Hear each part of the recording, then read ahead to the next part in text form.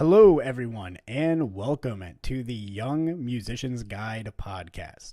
I am your host, Aaron Campbell, and I could not be more excited to be getting started with our very first episode.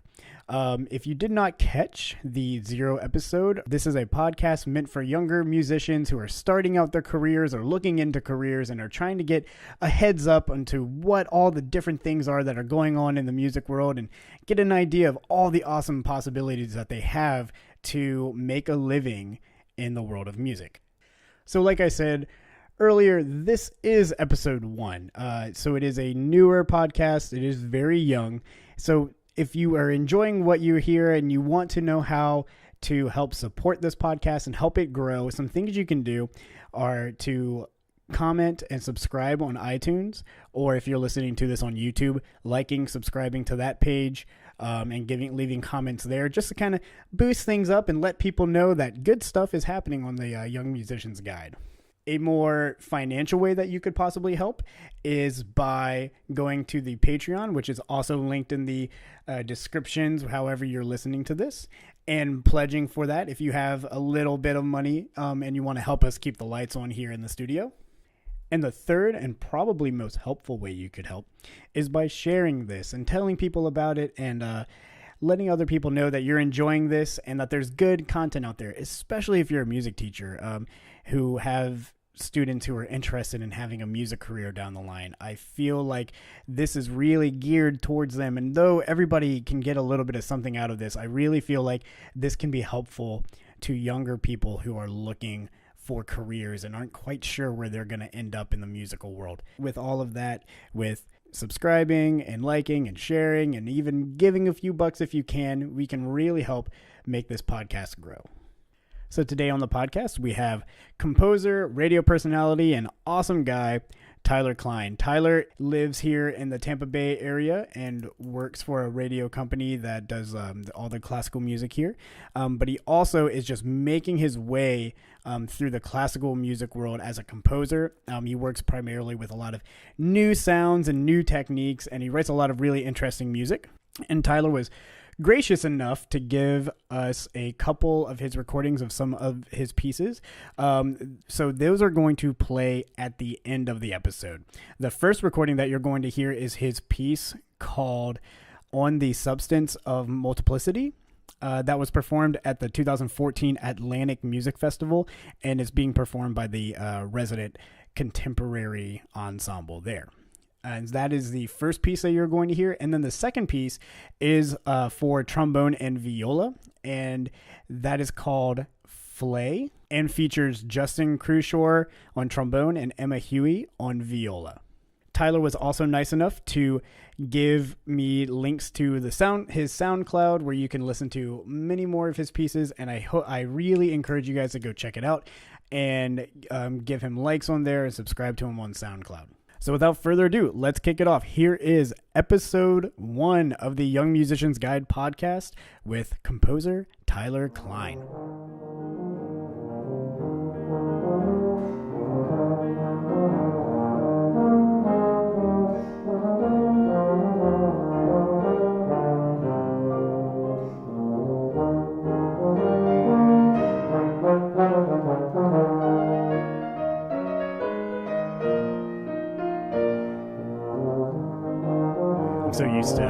So most of the recording that I do is like a small little tripod, Zoom H4n. Yeah. And like the pop filter that actually came with it doesn't actually fit over the H4n. Oh my God. So it's like sideways a little bit. But yeah, thanks for letting us come out here and do this. You're setting the bar really high for the first episode in terms of sound quality. I apologize. I'm a bit of an audiophile. So you're just like going to be perfect. Well, I mean, that's so considering the things that you do, that makes sense. Yeah. For everything. Where'd you start? What got you playing in music, all that kind of stuff? Where did you grow up? I grew up in a small, I guess a manufacturing town in Kentucky, a population less than 7,000. I've heard people refer to like Florida cities as small towns, and I'm like, no, I don't think you understand. Like, it was rural. A lot of the jobs were like either in teaching at the schools or manufacturing. Like the highlight was like an Applebee's, like as far as restaurants go. So it was a tiny town. That's where I grew up, about 30 miles east of Lexington, Kentucky. Like that was the big city for us. Gotcha. And did you take like music lessons growing up, or where? Well, what got me into music was, and I don't know, I don't really understand even now, like looking back, why this was, but my grandpa was a musician, but he wasn't like a musician beyond high school. Like I just knew that, he played cornet in high school. He's the high school drum major. This is like the late 50s, early 60s, but I never saw him play music. My grandmother she was a musician. She played piano, and she had an electric organ in her house when I was growing up. And, that was the extent of the music that I saw my family kind of do. Was my grandma would kind of noodle on the organ with us, like me and my cousins. And that was really my first exposure to like actually tactile music making when I was really little. So I was determined to follow in my grandfather's footsteps, I guess in some way, to pick up the trumpet when I got to middle school band. So I didn't play music until I was in middle school, or play music formally, and I played the trumpet. I also took piano lessons for a short time in middle school, and then I switched to the baritone, the so-called baritone, when well, it probably was a baritone. I think it was a euphonium. Really? I think it was. I'm not really sure, but you know what I'm talking about. One of those little 3-valve kind of cheapo middle school band instruments, and I was really no good at trumpet. Like my brain was good, but my facilities in performance was not good. And so when I switched to a bigger instrument, because I'm a bigger dude, that kind of really helped me take off in terms of performance. Gotcha.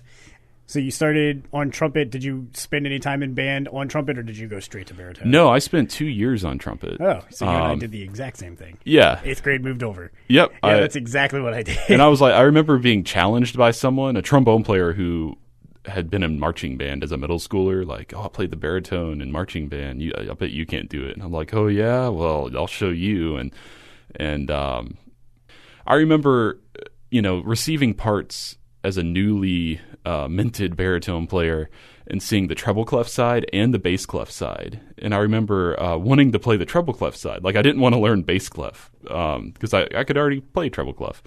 And the high school band director at the time, who ended up being my high school band director for all 4 years, he was like, read the bass clef. You'll thank me in 10 years.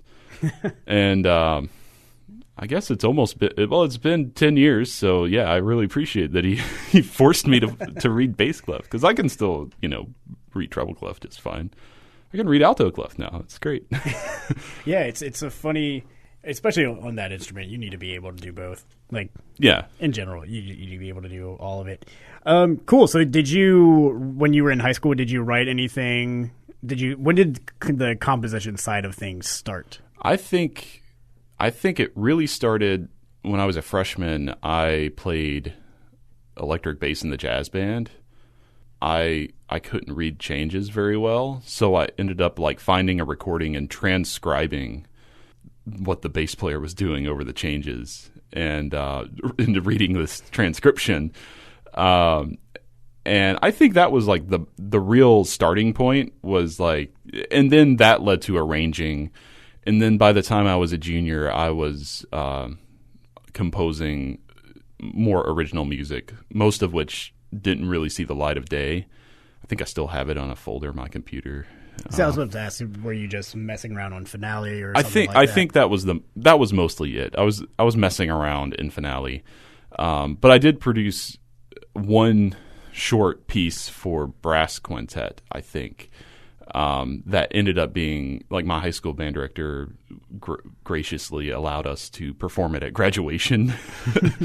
And that was really it as far as like performances of my music goes in high school. And the interesting thing about I'm sure the conversation is leading here, so I'll go ahead and take us there. The interesting thing about my undergraduate studies is there was no composition classes, there was no composition teachers, so I kind of just continued more or less messing around in Finale into college, and it wasn't until like my sophomore year that I became really serious about composition, and I started writing a little bit more and being asked to write music from people.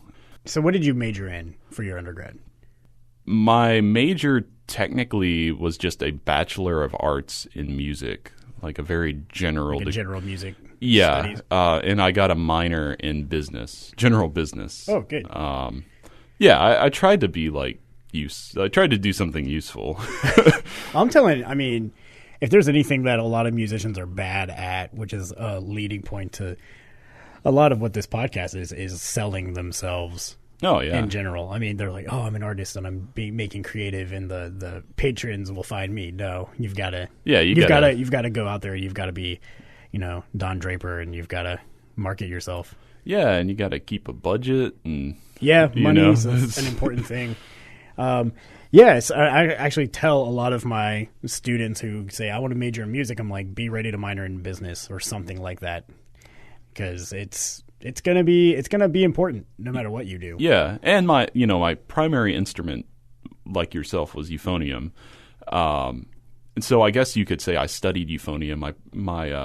My primary teacher was the tuba euphonium teacher at Morehead State in Kentucky, Stacy Baker, who I adore, and she really led me. Her and another member of the faculty, Deb Eastwood, who taught the music theory courses, and she ended up being my mentor for some undergraduate research classes, which kind of that was sort of the impetus for going out on my own and researching composition and in what ways I knew was good at the time. I read a lot, and I went to the library and made presentations and posters and all that kind of stuff.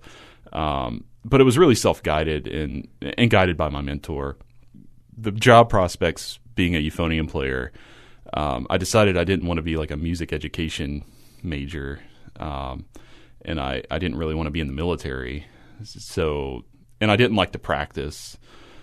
So, I mean, composition was something I really enjoyed and something that made more sense to pursue for me. And I did it. And a lot of times I feel like I got lucky.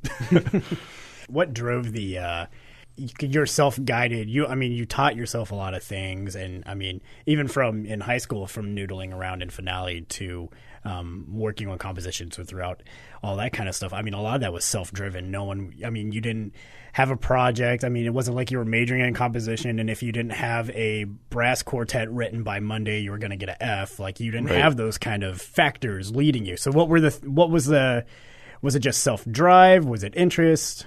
I guess a little bit of both. But having a mentor that helped me with the structure of the research, that really helped.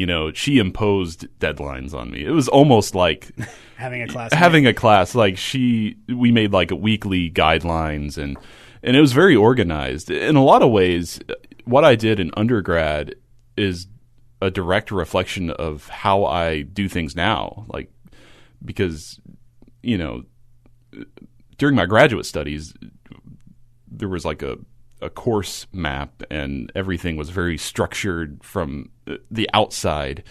And there was, if you don't finish this, you're going to get a bad grade. Not that I've ever been motivated by grades and stuff. But it seems like now, looking back, the self-driven stuff from before my graduate studies, it's helping me now. It helped me in grad school, just being disciplined and going out and like just Googling, just anything I could find, going to the library and pulling books, whatever looked interesting. A lot of it wasn't, but and reading stuff that I wasn't interested in, all that stuff is really good. Yeah, I like what you're saying about just kind of going out and reading and finding all these things. I can't tell you how many younger people I talk to who have these awesome, amazing dreams and are talented and are brilliant, but we find our excuses to not do things. And I feel like now we've never had more information at our fingers than ever before. Yeah, it's awesome. I mean, I literally tell my students, if you see an Italian word on a piece of music that you don't know, just pull out your phone really quick and just Wikipedia, just real quick, just to figure out. But they won't take that initiative to go out and do that. They won't there's a lot of dreams out there, but not a lot of the self-driven aptitude to go out and just bust to try to make those things happen. So that's a really interesting, and especially the part where you're like, I'm going to read stuff that I'm not interested in at all, because information's still good information, even if it's not exciting for you. I remember one book I read. It was like the same counterpoint book that Mozart read, and that stuff was like dry. It's just really dry. And honestly, I don't know if I took much from it, but I still like made an effort to read this book because Mozart read it. It influenced Mozart and countless other composers that are long dead. Yeah, I wonder, any book that we read, right? I wonder if we don't just say that it was a good book, or we're not just, because first off, we tend to find stuff that we're interested in. And this is in anything in music or any business book, or if you're picking up a fiction book and just are excited about it. But also the fact that you like committed time to read it, so you're like, I can't tell people I didn't have a good time. Otherwise, I look like an idiot. Not, Well, this is kind of getting away from the subject a little bit, or I guess the purpose of this podcast. But I recently had to make a conscious effort to look for books that challenged what I believe in. And I think people do that, obviously, but I don't think enough people do that. Like just picking up a book and like totally disagreeing with it, but sticking it out and like reading it anyway and closing it and being like, well, I don't agree with any of that, but at least now I kind of know about someone else's view about something. Yeah, especially in today's day and age. I mean, everything on Facebook is clickbait and headlines, and any article you find about anything, this in any profession or any politics or anything like that, you can find the complete opposite statements by just as educated of a writer and highly qualified. And for obvious reasons, in these days we've heard a lot about the bubbles we put ourselves in, but it's really, for obvious reasons, people do gravitate towards what they know and what they're used to. And one thing that my graduate studies at USF really opened me up to was, I had to read essays, and I'm just like reading it, and I'm like, I don't agree with this at all, and that's where I think I learned, like, it's okay to disagree with this, but, read it anyway. Well, yeah, and especially what you're saying about reading stuff, and actually it does go into this podcast because of what you do specifically with composition. You experiment with a lot of sounds. You're doing a little bit of newer music stuff, and there's a lot of people who would fight you tooth and nail on that, and how all the process works and stuff like that. And a lot of those people, he would probably be like, what you're doing is garbage or whatever. And this is not me saying that anything you are doing is, but it's okay. People run away from new music really quickly. But they also probably haven't exposed themselves or are not comfortable in trying to listen to these things and take in these newer things. Yeah, well, I think, everything about music is so broad. Like, if you just say music, that could mean literally any number of, like, millions of different things. And when you say, like, classical music, that could also, it's, like, so still broad. And when you say new music, I mean, you're narrowing it down, but you're not really narrowing it down that much, and there's something out there for everybody, and I've listened to a lot of stuff that I don't like, but I appreciate and I respect, and that I acknowledge is really well crafted. And the only way you can get to a point where you can acknowledge if something is well crafted is if you listen or read or look at a bunch of sheet music, or just consume a lot of stuff. Just a lot, like as much as you can handle. Yeah, it's so. When did you start to? When did you start to?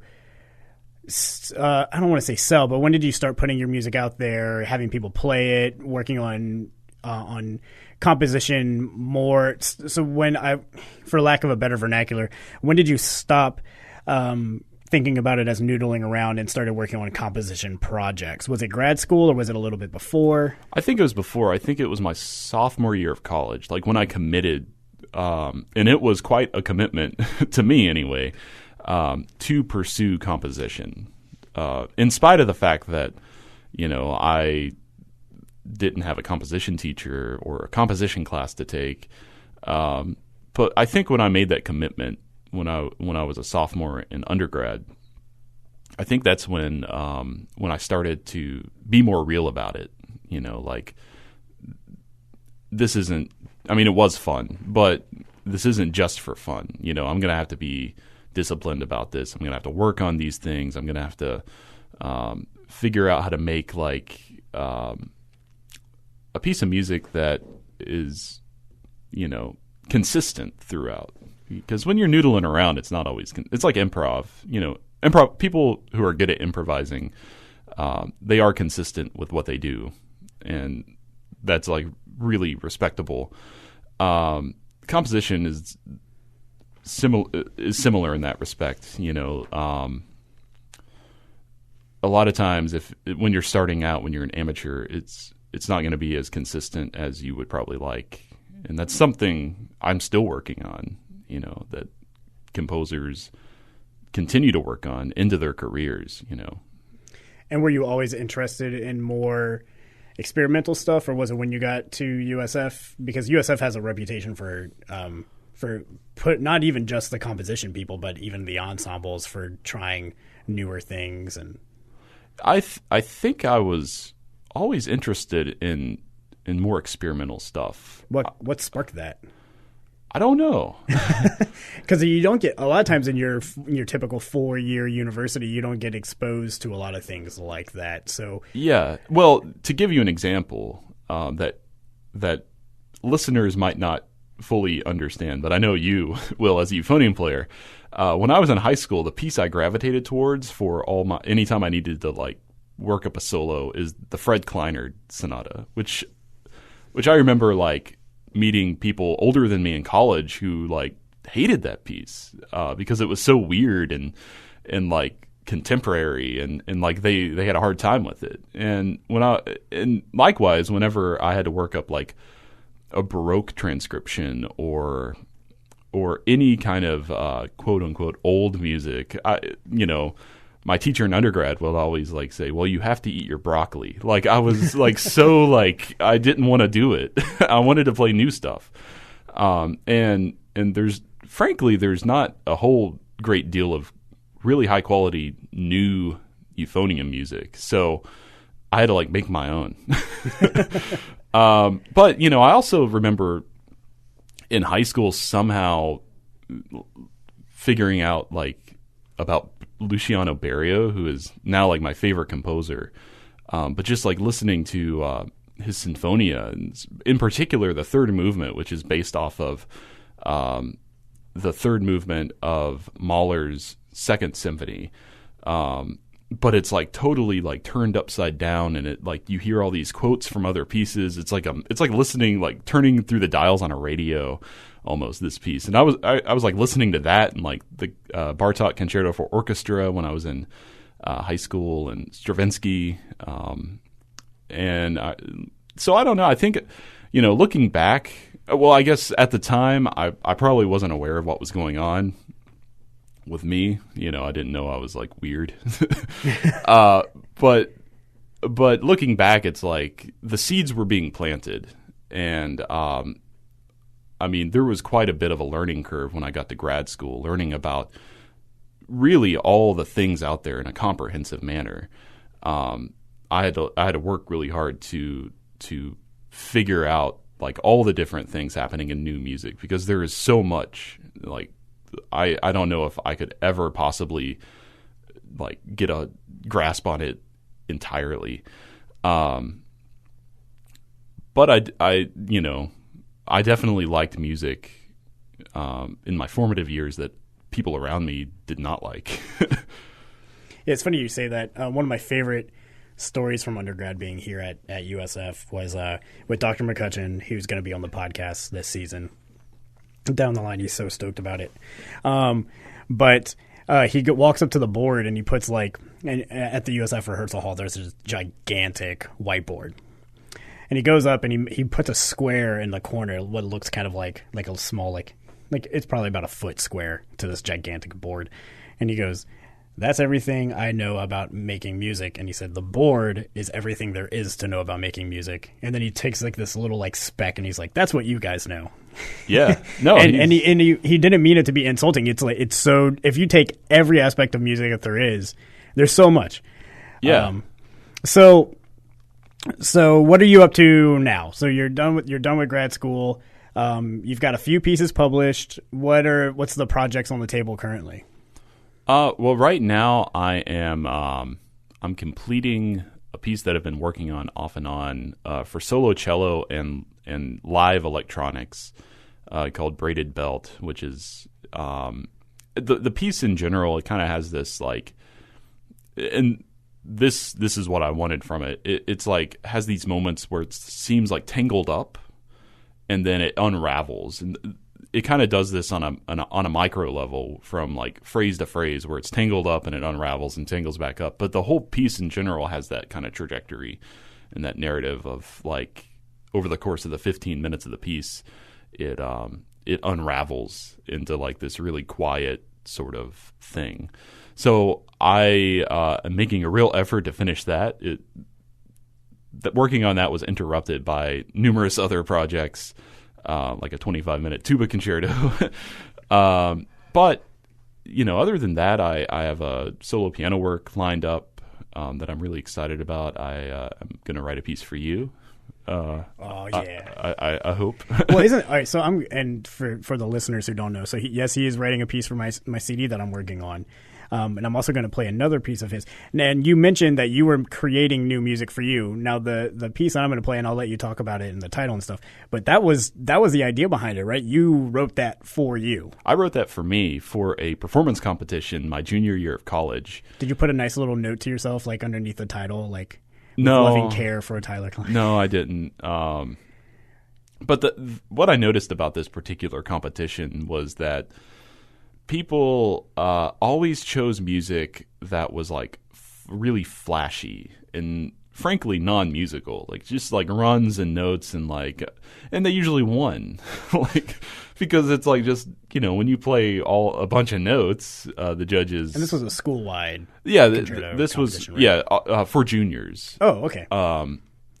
So I could have played any number of pieces, but that kind of flashy stuff, it's not really me. It wasn't me. It still isn't me.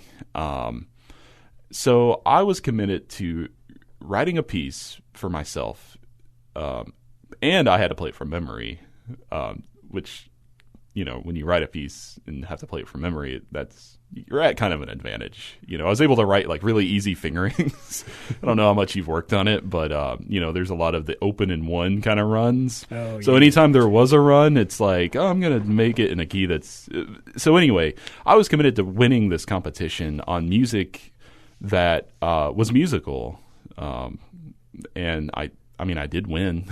So, which is rare, by the way, for people who don't know. It's pretty rare for Euphonium to win those types of concerto competitions at universities. I think I was the third in the history of the competition, which dated back to the mid 80s. And Morehead State's had some euphonium players come through before. So that says something. I mean, I when I was going to JMU, my buddy Dr. Joel Collier did it all 3 years, and he's a fantastic euphonium player. He played the Cosma Concerto one year, and he crushed it, killed it. Sounded great when he was doing it, but it seemed like you might as well not compete because it's piano player or violin is going to win. Yeah. because they have that stuff, they have the super flashy. Oh yeah, and they do it memorized, and they learn it memorized anyway. So that's really cool. So now you're working on a bunch of projects and all that kind of stuff. One thing that I'm really interested in, especially in kind of the way you compose and having talked to you because you are writing a piece for me. When someone approaches you and they say, "Hey, I would like a piece written," or, there has to be differences between you just writing something to write it and put it out there. You've got a tune in your head and you want it out, versus like me approaching you and saying, "Hey, I want a euphonium and piano piece." And do you find it more constricting one way or the other, or do you actually get excited about the challenge of writing for somebody else? Or well, I don't remember the last piece I wrote that was just written because of I wanted to write it. It might have been. It was probably my second year of grad school, or maybe even my first. I guess what I'm saying is pretty much everything I write now is because people come up to me and they're like, "Hey, I'd like a piece." Well, and with conversations with you, it seems like about the time that you're about to put the last period on the page of one composition, somebody else comes up to you and goes, "Hey." It's funny because I get worried, like I feel like I'm on a pretty good roll, and I'm like, "Oh my God, when is this going to end? What am I going to do if I run out of things to write?" So have you done a lot of marketing for yourself in terms of getting the compositions, or is it just? Well, pretty much. There's only been one instance where, I guess maybe two, where someone I have no idea who they are will approach me and ask for a piece. That kind of happened with you and I. Kind of, yeah, but that's why I say one, maybe two, because there's one that definitely, I got this email from my website, but even then it's people recommend me, or and then outside of that, everyone I've written a piece for, it's people I've met somewhere along the way, it's people I went to school with, friends. I write music for my friends, who are really just invaluable in terms of being really excited about my music and wanting to put it out there. Anyway, I forgot the original question. That's fine. It's cool that, everything you say, the hardest part so far about these interviews is unpacking all the awesome things that people say and not interrupting them and being like, "But this thing, let me talk about this." So you're not having to do a heck of a lot of marketing yourself. But you are doing some, and it just seems like you're putting quality content out there that people are enjoying. But you're also, since you are writing stuff for people, the reason I approached you was because it was Kevin Von Kampf you wrote a piece for. He really enjoyed it, and he said you might enjoy working with this guy, and that's kind of the trail. Yeah. So having that quality content out there seems to be what's working for you the best. Yeah, and one of the more recent pieces I wrote is a work called Collapsing Geography for oboe and marimba. I would never on my own be inclined to write for oboe. But, a couple years ago, I submitted a work of mine for chamber orchestra to a call for scores, and I won. And then I met the oboe player in this orchestra, and who was on the panel who selected the piece, and she was really stoked about my music and asked me to write a piece for her. And next month I'm going up to Seattle, which is where the call for scores was from, and she's premiering the piece. So that's, it's never out of the blue some person contacts me and it's "Hey, I just found your piece by Googling you." That doesn't really happen. A lot of it's word of mouth.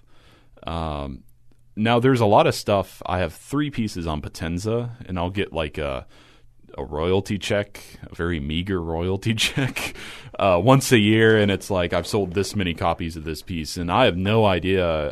I try so hard to research if anyone I don't know has performed that music, and I can never find anything. That's one reason, and this is maybe a conversation for another time, but that's one reason I prefer to just publish everything myself, and the vast majority of my stuff is self-published. And why? With self-publishing? I mean, you hold all the rights to everything. You set the prices for everything. Right. Plus, you get all the money back. So, what are some of the pros and cons of finding a publisher versus publishing on your own? Well, I don't think. I guess only a little bit is it about the money. The great thing there has been instances where my music has been sold on Potenza, and I have learned actually one instance, and I've learned of a duo playing one of my pieces, and that ended up being like a valuable relationship for the long term. But I guess what I like about self-publishing is it kind of keeps my chops up as far as like marketing, and I have complete control over the product, making the music the way, like, look on the page the way I want it to, like the cosmetic aspects of it. I can, but the most important thing is I know who is playing my music, like without a doubt. Like if someone orders a piece on my website, I know that they have my piece of music. So would you reach out to them in a future point and be like, thank you, or?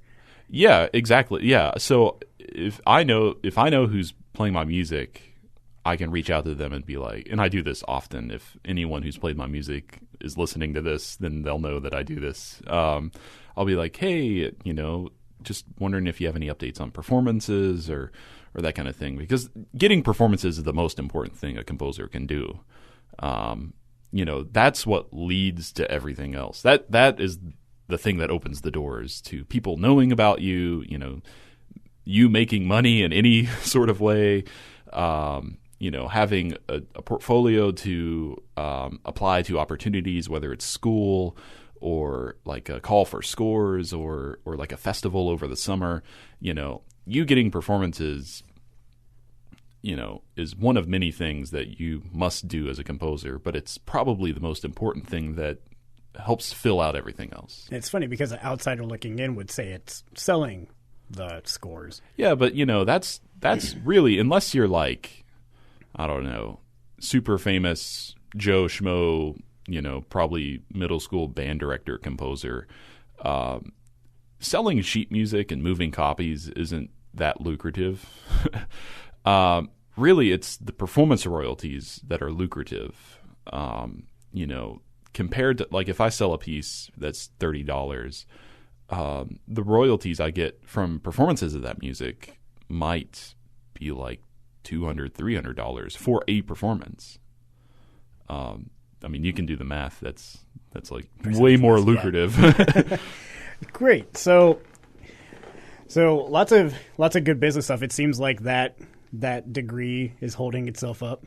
Part of the degree. Did you finished it, right? The general business degree? Yeah. Well, it's a minor. But the curriculum, actually all of the composition curriculum at USF, it embedded in the curriculum is all of this kind of business stuff. Oh, that's awesome. Yeah, there's career building, there's, writing press releases, there's all of like everything. The general business degree definitely it helps, but I didn't even think that your composition degree would have that in there, because it typically doesn't.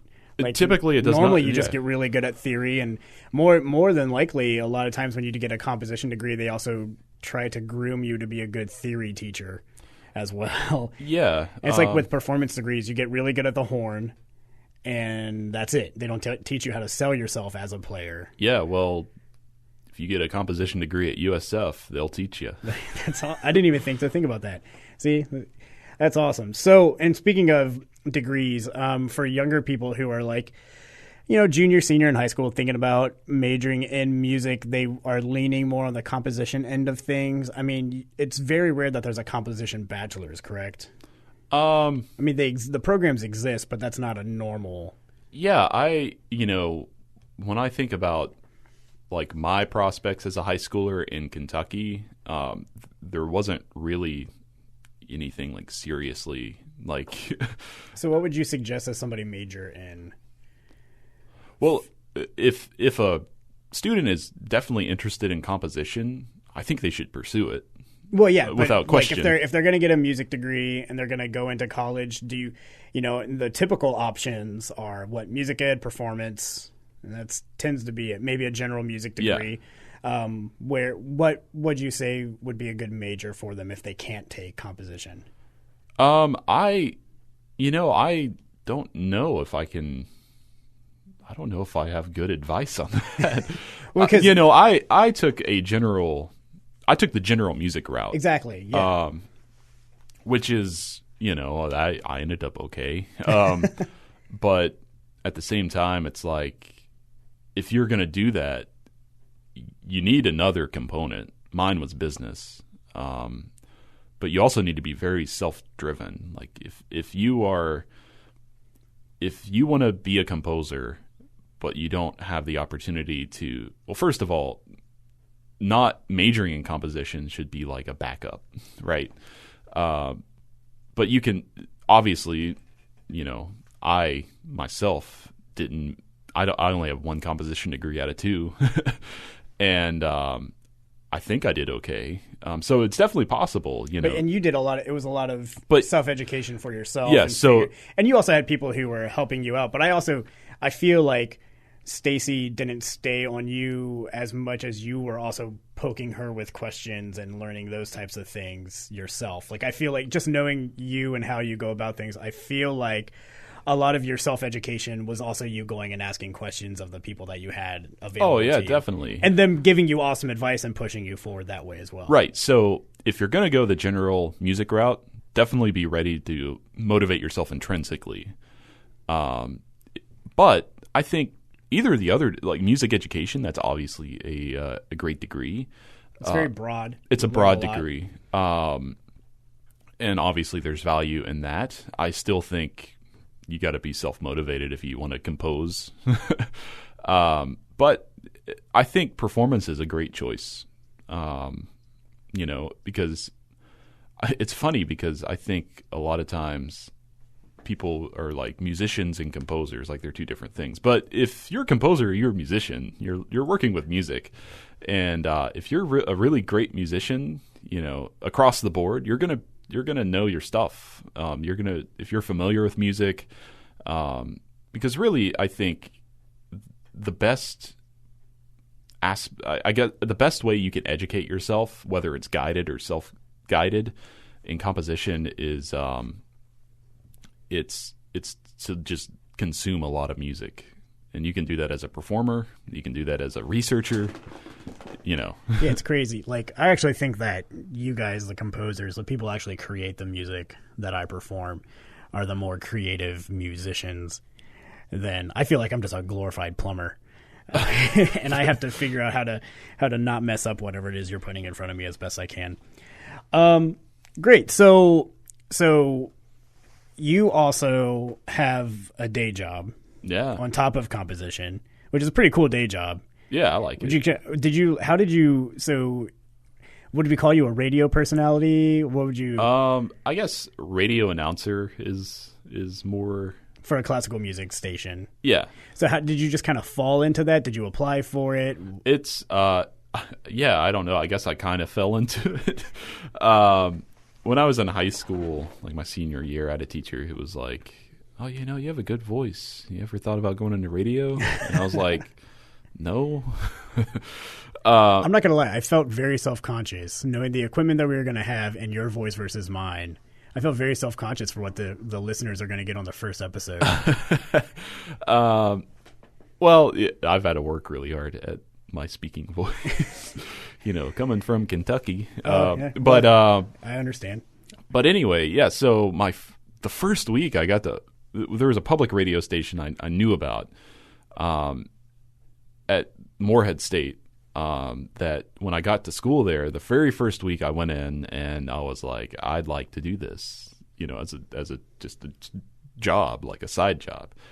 And they were like, well, we're all, and that station in particular, I think is pretty unique in that, it's mostly students working. There's like 4 full-time professional staff, and then everyone else is like a work study. So the guy who was the classical music host, also a tuba player, and the operations guy at that radio station was like, well, if you volunteer for a semester, we'll put you on payroll. And it was really like I received this education and that wasn't like related to my degree at all. And it was like, again, I felt like I kind of lucked out. I did kind of fall into it. So how, and it's a pretty cool job, but a lot of people who are, people who are working for orchestra auditions, or people who are working as a composer, or, moonlighting and, playing and stuff like that. A lot of them are really nervous about getting a day job, and they feel like it's going to hinder their work. But also, you need to pay bills. You need to live indoors, eat food, and all that kind of stuff. Live indoors. You don't have to live indoors. In Florida, it's nice, but I assume elsewhere in the Great White North, Georgia or something, it's not so great. So, how do you feel about getting a day job? And how has that helped you? Would you suggest it for, especially starting as a composer? Because unless you're John Williams, you're not making, tons and tons of money and revenue constantly. Oh yeah, right. I'm a big proponent of the day job, whether that's teaching or doing something totally random. I don't think what I do is totally random, but it's more random than like teaching music, Yeah, I don't know. Again, this seems to be like a theme throughout this episode. You got to be really self-disciplined and self-structured in order to pull it off. And there are times where I feel like I start to get like trapped a little bit. Like I kind of pull back on the reins, and I'm like kind of starting to sink into like the day job thing, and then I have to like kind of kick myself in the butt and get back to it. But there's a really great article. I guess relevant article. It's fine. That I read recently on New Music Box, talking about the 5 to 9 composer. And this dude did a series of articles how he's had a 9 to 5 job forever, and then he gets home or not really. I don't know. He's had a day job forever, and he gets home and he has 4 hours that he commits to composing. And, I think that's great. Composing for me, it's some weeks it's like really, to the wall kind of stuff. Like I'm really working and constantly, and other weeks it's like my workload isn't as heavy. So, and, I imagine like if I was freelancing, what would that be like, because, compositional work for me, it could be consistent, but it's not.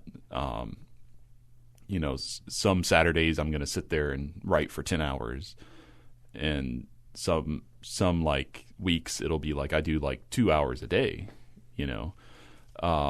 So I guess having a day job allows me to live a good life while still practicing my vocation of composition.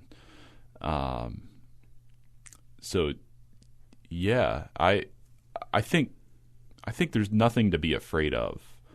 I would argue that having a day job would create more structure to allow you to have a better schedule to practice or write or research or whatever it is you want to do with your life in music. Because I hopefully have a long life ahead of me. I can be a full-time composer later. But right now it's like I'm not getting the kind of commissions that would support me otherwise. And I think my day job is related. I think it's relevant work in my field. I do a lot of audio production and engineering, and that's a big part of what I do as a composer too. I have to like research. I'm learning a lot about old music, which is interesting. Like I can tell stories about like Beethoven symphonies, and which I couldn't do like 2 years ago. It was very new music centric, but now I'm like broadening out my education while on the job. It's kind of cool. And can the audience listen to your radio shows online? Yeah. All right. So I'll make sure to put a link to that as well if they don't get enough of you here. Yeah. They want to listen to more. Yeah, I can provide you with a clip too if you want. Great. That'll be fun. So let's talk about, what are some of the reasons, what are some of the things that you like best about being in composition, and how things go apart? And then also, so it's kind of, let's create a pros and cons list here. Like, why be a composer? Why don't be a composer? If somebody's kind of lukewarm and they don't know where they're leaning, maybe one thing you'll say will push them one way or the other. Well, this might throw the pros and cons list. Oh, there is pros and cons, but I think, as an educator, I think everyone should compose. It's nonsense to me that it's like this revered kind of like, a composer, like they compose the music that we play. Like, think about like our language. Imagine if we only read but never wrote. Like, we only read books and these authors now.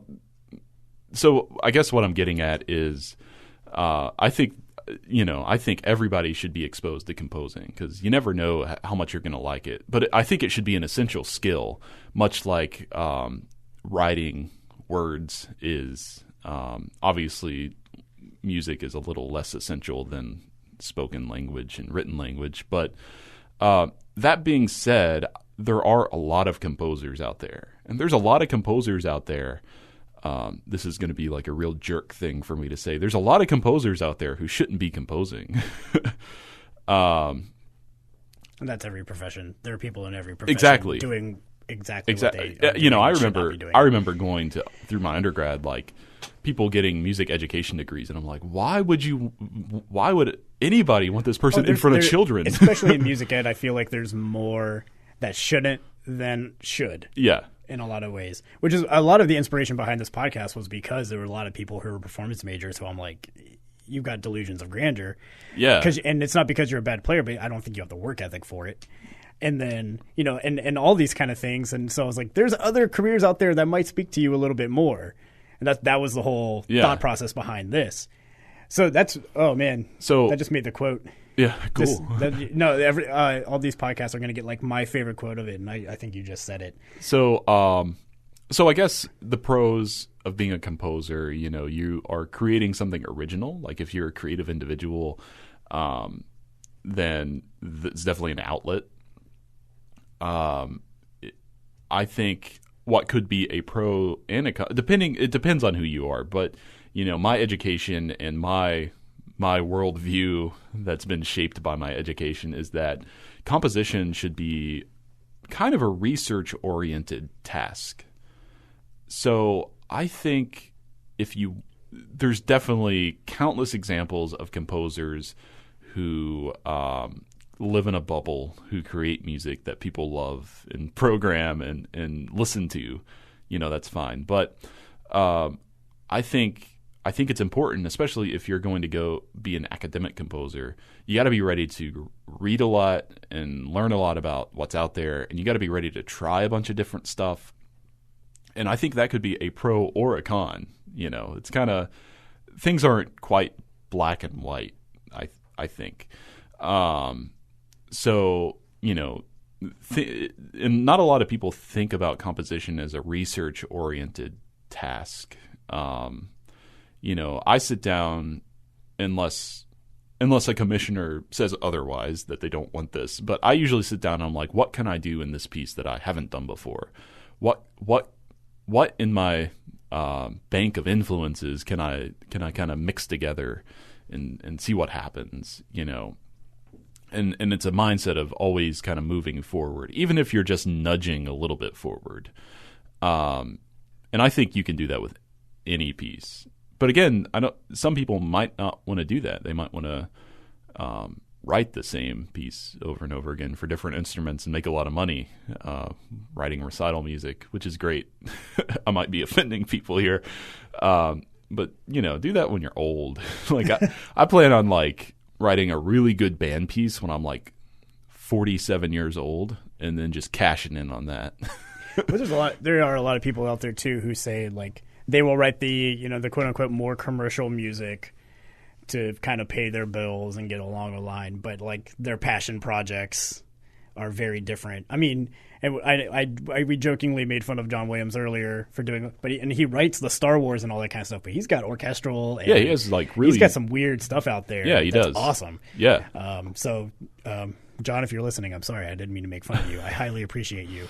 But great. But so I guess again, this isn't really a pro or a con, but just be ready to change what you do. Not change who you are, but like if you are passionate about composition because you want to write video game music, that's great. But you got to be able to do everything else. And that might be a con for some people. And video game music doesn't sound like video game music anymore anyway. Exactly. I mean, go and listen to some of Nobuo Uematsu's Final Fantasy stuff. It sounds very romantic. Yeah. And so, whatever your interests are now are going to change. And that's okay. The way I look at it is you can always kind of come back to what you did before if you so choose. After you kind of, go through the gauntlet of what's out there or what a particular curriculum might put you through. Just think, something my teacher, Baljinder Sekon, says that I really love is, we talk a lot about like thinking outside of the box, but he says, why don't you just make your box bigger? And I think that's the key. It's not about like doing something weird for the sake of it being weird. It's about learning what you perceive as weird, which probably isn't weird, and then integrating it into what you already know and what you can already do. So you're just gradually building your toolbox, and you are you're broadening what you do so you can do anything you want. And you get to the point where someone asks you to write a piece, and you say, well, I do all these different things. Like, can you tell me which pieces of mine that you like so I know what to do? I think that's a goal. I want to get to that point where like when Aaron Campbell asks me to write him a piece, I can say, well, have you listened to my music? Which piece do you like? So I know not to write you like something you hate. So, and you've touched on a lot of them, but if you could give a small like bullet list of, I'm interested in becoming a composer and getting involved in similar ways to you. What are some of your suggestions? And it seems like you've covered a lot of the aptitudes, some of the kind of things you need to be as a person. Oh, yeah. What are some of the things like buy this program or get this thing or read this book or whatever? I think what I see with young composers, and I was guilty of this myself, actually not too long ago, I think you should be able to write by hand. I think a composer, I think they should work out ideas by hand. I think it leads to more creative endeavors. But like when you think about like a notation software like Finale, it really kind of boxes us in. Like they give you bar lines already, and they give you, you can't like just have like a blank staff and kind of go at it. Now there is some software I believe is coming out that does do that, like on iPad, where you can just kind of like write stencil and draw. Yeah, that's cool. That is cool. But working stuff out by paper and having done it the other way for so long, like it's just so much better. It's so much more free. So the sooner I think, because I've definitely been in a bind where I've had to just like compose into Finale, like directly into Finale. And, again, you can always come back and do that. But being able to write by hand is something, it worked for so long. It still works. So definitely that's a bullet point, really long-winded bullet point. Be able to write by hand. I think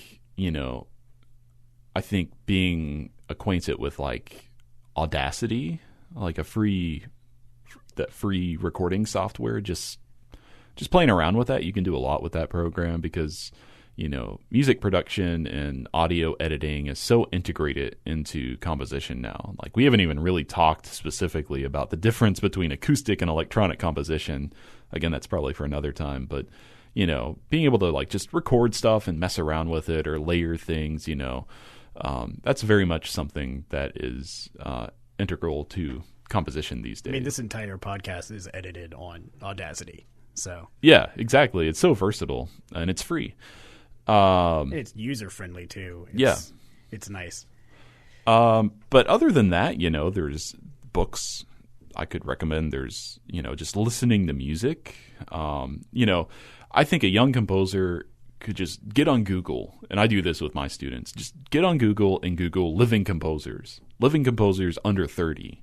Living composers under 40. And, NPR does like lists of the like 40 composers under 40. And it's like all these people, and just listening to that music, I think about like when I was even in college, like undergrad in high school, just like sitting up on the computer, like Wikipedia articles and like going down, there's like jokes about it on the internet. Like, I'm going to go to bed soon. And like 3 hours later, 3 a.m, it's like you're still on the computer. So you might as well make that time useful and find out about stuff. Dig up stuff you don't know. Composers you're not familiar with. Music you don't like. Music that you don't know that you like. I think that's something like I should be doing still. Yeah, I mean, there's that joke out there that no musician listens enough. Oh yeah, and it's 100% true. Especially, I feel like performers are the worst with it. Yeah, especially. Great. Well, is there any? Do you have any resources that you would like to put out there? Any books, any other podcasts, YouTube videos, TED Talks, anything like that you think would be helpful that I can link to the nice people at home? Well, I think maybe one of the best books for really anybody, but younger people interested in composition or new music, or just the layperson who's interested, is a book by Alex Ross, The Rest is Noise. It's a book I read in undergrad, but it's not dense. It's like kind of like he lays it out like the narrative is like very storytelling-ish kind of thing, that starts with like just before the 20th century and goes into the 20th century. And he kind of connects like composers to historical moments and historical figures, and it's just really interesting. And it's a good, to me, it's light reading. It's good light reading to kind of just like acquaint yourself with some composers and some pieces that are important to the 20th century. And beyond that, there's some really dense reading that like I did as a graduate student, a book by Paul Griffiths, Modern Music and After, which is kind of like The Rest is Noise, but very scholarly and more comprehensive. Like pretty much all the composers I learned about through that book. And any composer worth knowing about from like the past 70 years. So you could even, you don't even have to read that thing cover to cover. You could even just go through and like highlight composer pick names. a composer, learn about him, listen to his stuff, and but this book has like score excerpts. Talks about like several pieces by a composer. It's like 700 pages. No, it's not that long. Jeez. It's really thick. It's really dense. But a couple books that I like. I like a book by composer Morton Feldman, Give My Regards to 8th Street. And it's just like his writings. It's like articles he wrote and like little like snippets of like ideas, and it's just really good. He talks about the lesson he learned from composer Edgard Varese. And I don't know how many people are familiar with both Varese and Feldman, but their music couldn't be more different. Like Varese is like really frenetic and loud and crazy. It's like Stravinsky on acid almost at some points. Feldman's is like very quiet and drawn out, and Feldman says that Varese is his most influential composer, which is like really interesting to think about because their music is totally different. But he says in this book, he says that the one time he like met Varese and took a lesson with him, it was like on the street in New York City. He bumped into him, and I think Varese's advice was about orchestration and how nobody ever thinks about the time it takes from sound to get to an instrument to the back of the hall. And that's like the key to orchestration and writing music. It's thinking about that, which is, I don't know, I think it's interesting. And then a non-music book that's been really influential is by Italian author Italo Calvino. His fiction is phenomenal, but this book, it's a series of lectures he did at Harvard University in the 80s, right before his death. Actually, it's so close to when he died that he never got to give the sixth lecture. Like it's called 6 Memos for the Next Millennium, where he's talking about literature and what he thinks are key values and to like literature structurally, basically. But there's so much, like Calvino's writing in general is so musical. And these lectures, like he could just as well be talking about music. And many composers, including myself, have a piece that is inspired, I guess, by the 6 Memos for the Next Millennium. But when I read that, I read a piece based on his ideas, and I'm still using the ideas I learned from that book in my music. And it's just interesting to, he's talking about literature, and really for me, that's kind of how I like perceive the world. I see it all through the lens of being a composer, and it doesn't matter what it is, like if it's cooking or hiking or whatever kind of like leisurely activity or reading about non-music stuff. I try to pick up like, what can I do with this idea and turn it into music? And, that's the thing a lot of creative people do. Yeah. Towards their respective arts. Oh, yeah. Awesome. So, your website's pretty easy, right? Just tylerklinemusic.com. Yeah. And it's, Kline. It's not one of the many other variations.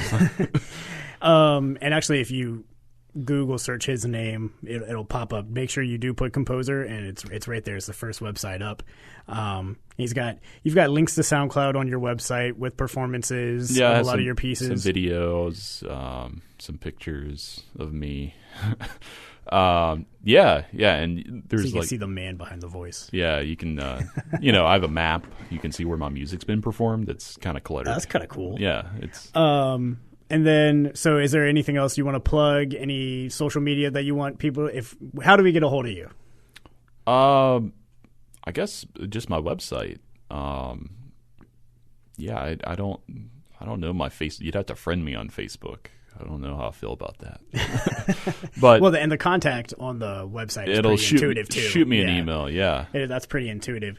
If anybody has any more questions for him. Hey, well, Tyler, thank you so much for coming on today. Thank you for being episode 1 and very impromptu. It's been a pleasure. The audience doesn't know I called him on my drive back from my Christmas vacation. I think I spoke to him not 48 hours ago about coming on to here. Yeah. And he was like, yes, let's get it done. Let's do it. And they invited me into the studio here. So, hey, thank you so much for coming on. I really appreciate a lot of the things you said. Opened my mind to some stuff. Anything else you want to say? Go Bulls. Go Bulls. Yeah, we got the Birmingham Bowl today, which I'm either going to listen to this and be really excited about when it posts on Monday, or I'm going to listen to it and be really upset with whatever the outcome is. Thank you guys so much for joining us on the Young Musicians Guide podcast. Until next time, my name is Aaron Campbell, and I will see you then.